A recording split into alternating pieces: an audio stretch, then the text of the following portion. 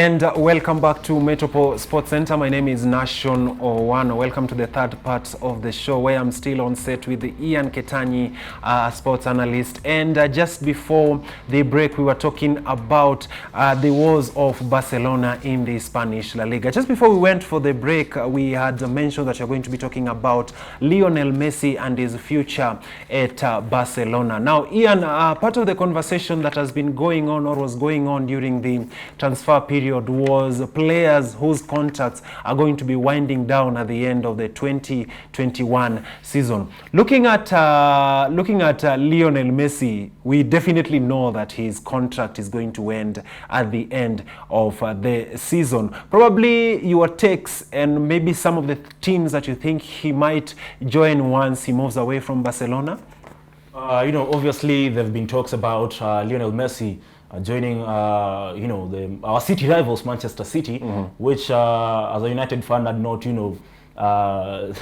think would be the best thing for us. But there's also the Paris Saint-Germain, and I think financially, Paris Saint-Germain and Manchester City, have the financial muscle to, bring in Lionel Messi, so that, because most of the teams cannot sustain his wages. And I think, according to me, Lionel Messi, if he was to make a choice, he should move to Paris Saint-Germain, because with Paris Saint-Germain, he'll be, linking up with Kylian Mbappe, of course, and Neymar dos Santos, and being a team that are chasing the UEFA Champions League at the moment, so does Manchester City. I think PSG will suit his style of play, because if you look at the creativity in the midfield of PSG, it favors the style of play of Lionel Messi, and I think him moving to PSG will be the best thing for him to do at the moment. Though we're still not sure whether he will, move to that side. We're still not sure of, the choice or the decision that he'll make.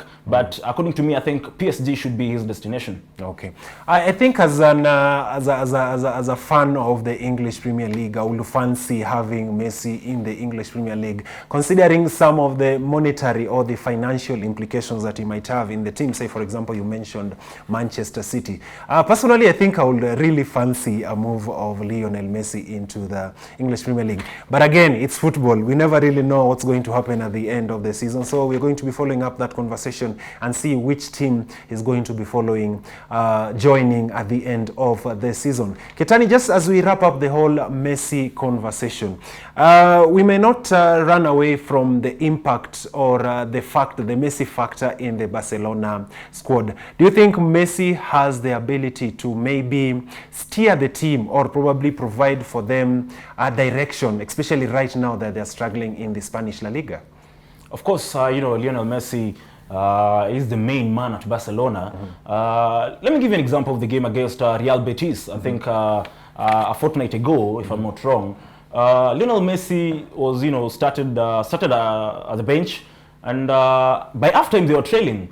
The man came on at, I think it was the 57th minute, and through Messi, they were able to, turn things around. He scored a goal, gave an assist, and finally did give the key pass that led to, Trincao scoring the winner. So, according to me, I think Messi still has the key to, Barcelona's success this season. And if at all he can, be fit and he can get good support from his teammates, he can, of course, change things at Camp Nou. Okay.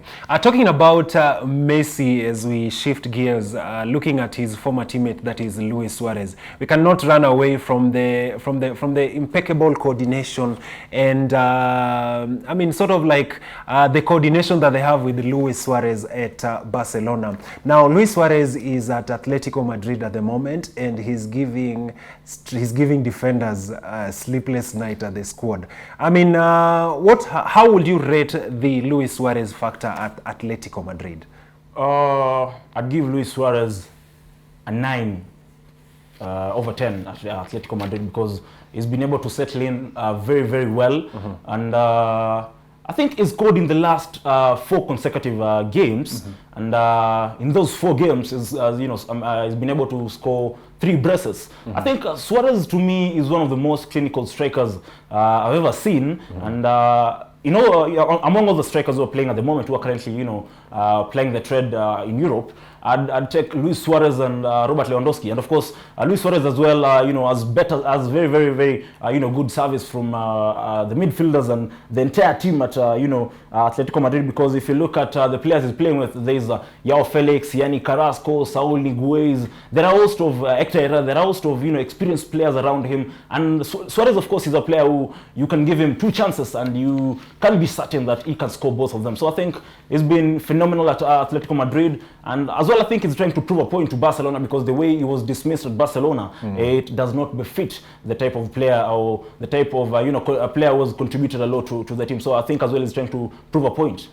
Okay, so still on matters Atletico Madrid, they are currently in top position with around 51 points, followed by Real Madrid, Barcelona, Sevilla, and then Villarreal. Let's talk about Real Madrid for a moment. Zinedine Zidane has been having sleepless nights, and I mean, sort of like a mixture of performances. One game he wins, the other game he loses. What do you think his future at the club is? Because there's already been conversation about him moving away from the club or being fired, the same fate that befell Frank Lampard early on in the year. How do you rate his stay at Real Madrid? Do you think he still has more time at the club?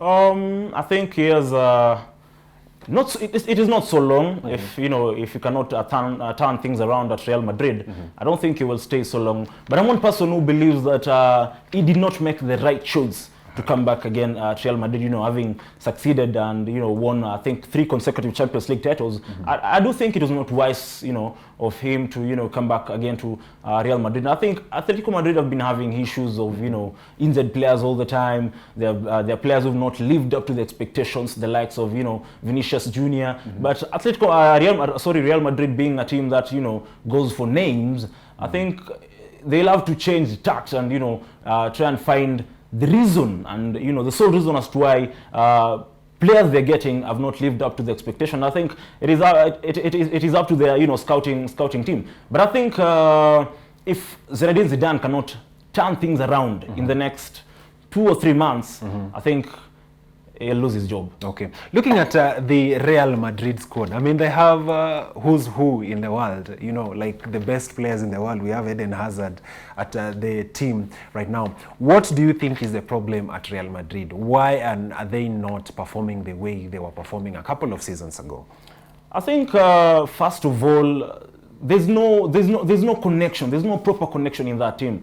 And you've said they have the who's who in the football circles, and at times Sergio Ramos has missed missed games this season, and the games that Sergio Ramos has missed, you'll find out that they've lost at around 70% of the games, and it has been their star man, someone who has been had been considered that his career is coming to an end. Karim Benzema was been their spark this season, because he's scored 11 goals and 5 assists for someone who's so many people had written off. Is come out to be their top player this season, and I don't know where they would have been without Karim Benzema. So I think Zinedine Zidane has to find a way to incorporate that team properly, find a proper connection, because at times they play and you don't know exactly what they're playing. The midfield, the likes of Modric, Casemiro, they're players with they're players of very, very good quality, but at times they don't live up to the expectations. They don't perform as we expect. So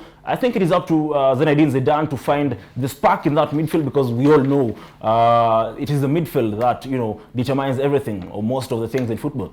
Maybe as we wrap up, the conversation that was going around just before the transfer deadline last month was Sergio Ramos' contract is winding to an end at the end of the season, and they've already been talks about his being linked to Manchester United. Will you fancy such a move, him moving at Manchester United, and do you think you need Sergio Ramos in your squad? Of course, Sergio Ramos is a world-class player. World-class is considered the best defender of our generation.